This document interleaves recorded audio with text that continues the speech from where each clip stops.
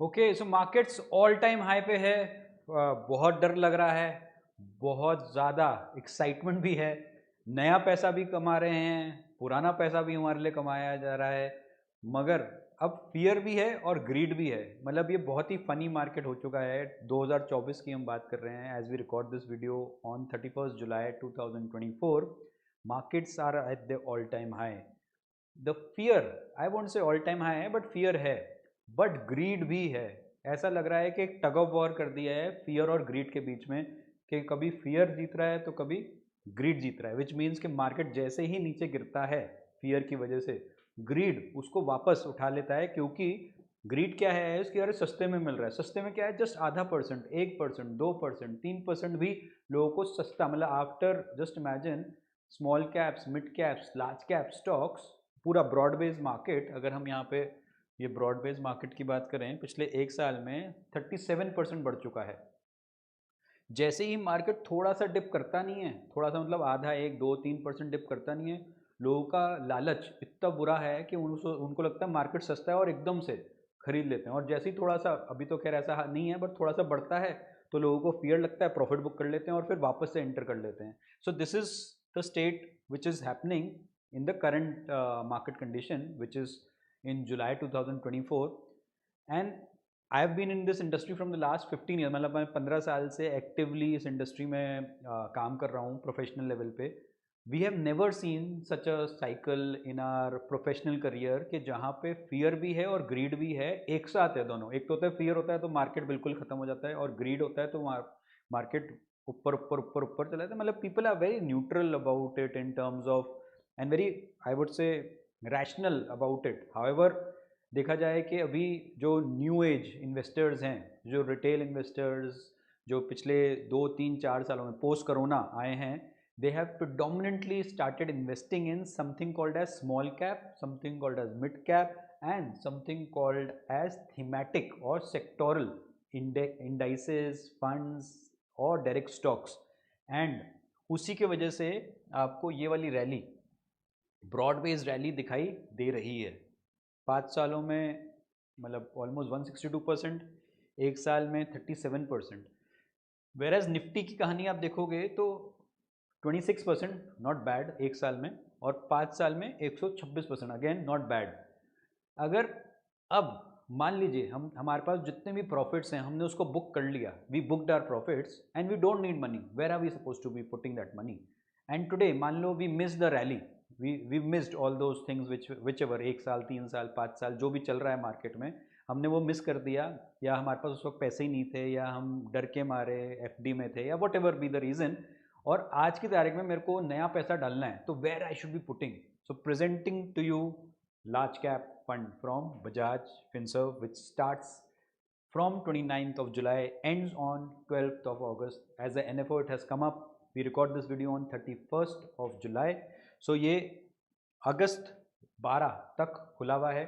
अब large cap क्यों इस समय?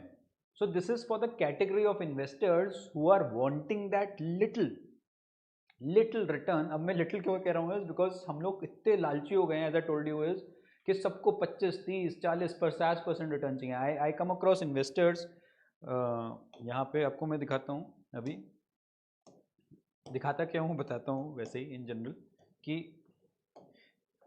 Investors, when we go to investors और इन्वेस्टर्स कम टू अस, हम लोग बात करते हैं कि सेंसेक्स या सॉरी निफ्टी 25,000 पहुँच चुका है, और सेंसेक्स 82,000 पहुँच चुका है अप्रॉक्स। सो ये क्रैश होने वाला है, ये ना 20,000 तक पहुँच जाएगा। मतलब इन्वेस्टर्स हमें कह रहे हैं, हम नहीं कह रहे, इन्वेस्टर्स, ये ना 75,000 तक पहुँचेगा। And they come up with some technical retracement charts and I don't know what all, and they come up with this level. So they said हम ना पहले, मतलब ये गिर सकता है ना, तो मतलब वी आर जस्ट लिसनिंग, अभी हम उनकी बातें सुन रहे हैं कि 25,000 से 20,000 पहुँच सकता है, या 82,000 से 75,000 पहुँच सकता है। Okay, what next? We have then after 10 seconds, after 15 seconds, वही वाला इन्वेस्टर जो कह रहा था कि करेक्शन आ सकता है because of some war like situation, because of valuation concerns, because of overheat and froth in small cap, mid caps and what not reasons, वो कहते हैं करेक्शन आने वाला है, और मैं मतलब वॉट व्हाट नेक्स्ट, तो हम उन्हीं से पूछते हैं व्हाट नेक्स्ट। वो कहते हैं मेरे पास ना 10 लाख रुपए हैं, तो मेरा ना 1-2 साल का या 2-3 साल का होराइजन है, can I expect like a 25 to 35% return? Now just imagine what is happening in the retail sector. वही same individual investor just 1 minute पहले कह रहा है कि मार्केट ना ओवरहीटेड लग रहा है, करेक्शन आ सकता है। वी आर लिसनिंग, अभी हम सिर्फ we are just lending the ears, our ears to that particular investor, और वही इन्वेस्टर 1 मिनट बाद कहता है मेरे पास 10 लाख रुपए हैं, आप मेरे को कोई ऐसी स्कीम बताओ जो अगले 1-2-3 साल में 25 से 35% का रिटर्न दे दे। Now so how irrational a investor can be by having both the views, and that is where the confusion starts. और उसी के लिए आपको एसेट एलोकेशन, उसी के लिए फंड सिलेक्शन बहुत बहुत ज़रूरी हो जाता है। So one of the categories is large cap. Now why through a NFO and why not through a regular large cap fund? The answer is मतलब it's not in one direction कि पुराना लेना चाहिए नया लेना चाहिए। NFO का सिर्फ और सिर्फ मकसद क्या होता है from a fund house point of view, कि उनके पास ये वाली कैटेगरी नहीं थी, they wanted to fill that gap and that is why they introduce this category. दूसरा क्या होता है कि व्हेनेवर फंड हाउस, उसके पास तो बहुत सारी कैटेगरीज नहीं है, but they need to make a conscious decision कि कौन सी कैटेगरी कब लॉन्च करें। So as per Bajaj Finserv, अगर वो लार्ज कैप फंड कैटेगरी उनके पास ही नहीं इसलिए वो लॉन्च करें, but why only large cap, उनके पास तो बहुत सारी कैटेगरीज नहीं होंगी। तो दे फील कि मार्केट्स अभी इस वैल्यूएशन पे हैं कि अगले 1 साल 2 साल 3 साल फॉरवर्ड थिंकिंग अगर हम करे जाएं, so the bestest risk reward ratio could be in a large cap category, and that is why they have come up with something called as Bajaj Finserv large cap fund। बहुत ज़्यादा explain करने को नहीं है, simple सा आपको समझ में आता है, टॉप 100 स्टॉक्स ऑफ इंडिया में पैसा लगेगा, बट इसमें ब्यूटी क्या है, अगेन बॉटम अप अप्रोच है इसमें, एंड कुछ 25-30-40 स्टॉक्स ही लिए जाते हैं एक्टिव। मतलब आप ये मान के चलो अगर निफ्टी एग्जाम्पल 26% का रिटर्न दे रही है, तो एक फंड हाउस का मकसद क्या रहेगा, उसको बीट करना। कैसे बीट करेगा, वो 50 के 50 में नहीं डाल के वो कुछ 30 में डालेगा, 25 में डालेगा, और जिसको हम कहते हैं बॉटम अप अप्रोच लेगा। कॉन्सेंट्रेटेड पोर्टफोलियो रहने वाला है, प्रॉब्ली 25 स्टॉक्स का। इनके पास खुद की एक इनक्यू फिलोसफी करके है बजाज फिनसर्व की, तो वो उस पर लगाएंगे। अगर आप देखोगे ये high conviction stocks bottom up approach, which means कि नीचे से शुरू करेंगे, जहाँ पे स्टॉक सिलेक्शन पहले बात करेंगे, which means they will pick up a share, they will pick up a company, they will analyse that, if it fits as per their philosophy they will invest, rather than doing a top down, जहाँ पे पहले वो macro conditions देखते हैं, India की condition देखते हैं, sector की कंडीशन देखते हैं। So when they are picking up 25 stocks and that too from a large cap category, it's very simple idea where they directly pick up the stock, study on it and analyze on that। अगर उनको valuations और सारे उनके जो formulas हैं, उनकी philosophy है वो मैच करती है, तो उसमें इन्वेस्ट कर देते हैं।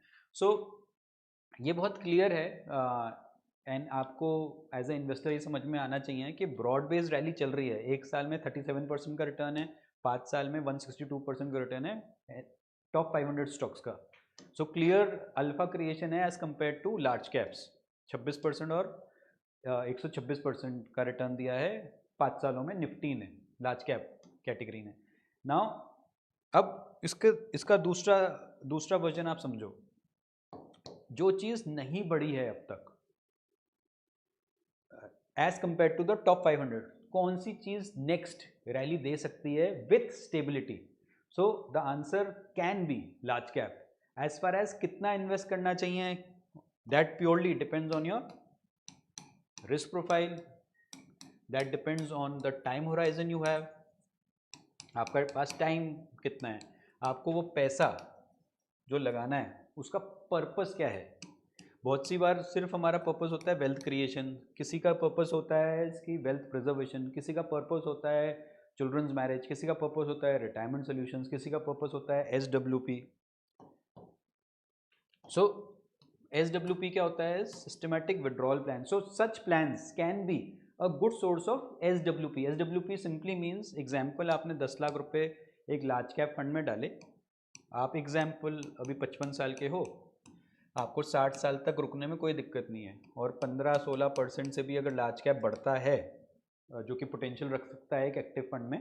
तो अप्रॉक्सीमेटली ये 20 लाख रुपए हो गए 10 लाख के, और यहाँ से आपने SWP के तहत 10-10 हज़ार रुपये पर मंथ निकालना शुरू कर दिया। तो 1,20,000 रुपये अगर आप साल के निकालते हो, which means at the rate of 6%, तो भी आप सेफली अज्यूम कर सकते हो कि आपका कैपिटल तो प्रोटेक्टेड रहेगा ही रहेगा।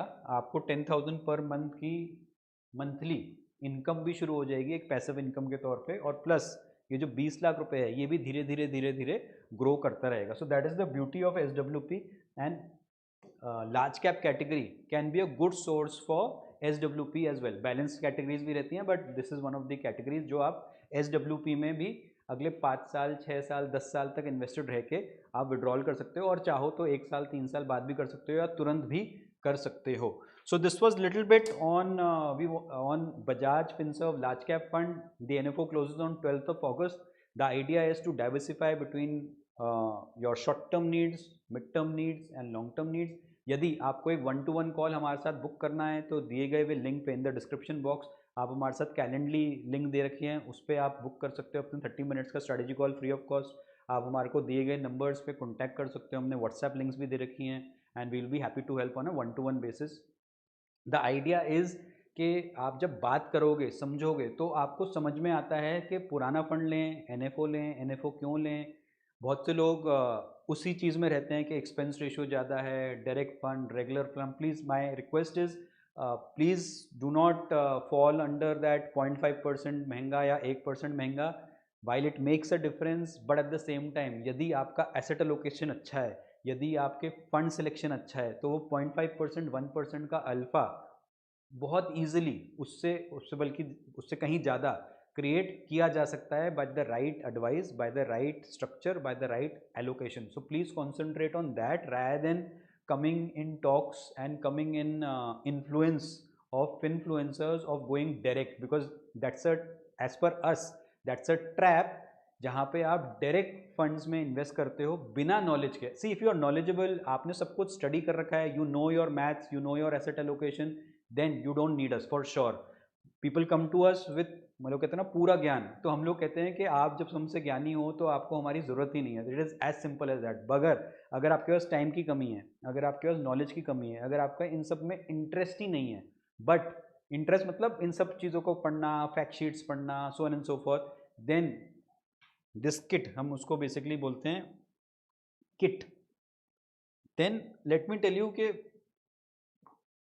अगर आपके पास ये किट मिसिंग है, KIT, knowledge, interest and time की कमी है, then let me tell you is कि we have the biggest kit with us, that is knowledge, interest and time, as far as the money management is concerned, as far as the wealth management is concerned, as far as the fund selection is concerned, as per your risk profile, as per your interest, as per your need, with obviously with due diligence, with proper research which we communicate to you over a call, over the meeting which you book with us, and then we take things forward from there.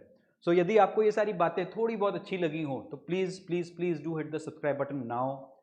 Subscribe करना, like करना, share करना मत भूलिएगा, क्योंकि जब audience सुनेगी, जब investors सुनेंगे, तभी समझेंगे, तभी मानेंगे और तभी इन्वेस्ट करेंगे, और तभी वो एक नया रिचनेस अपने लिए और अपनी फैमिली के लिए क्रिएट कर पाएंगे। So thank you so much, happy investing and जय हिंद।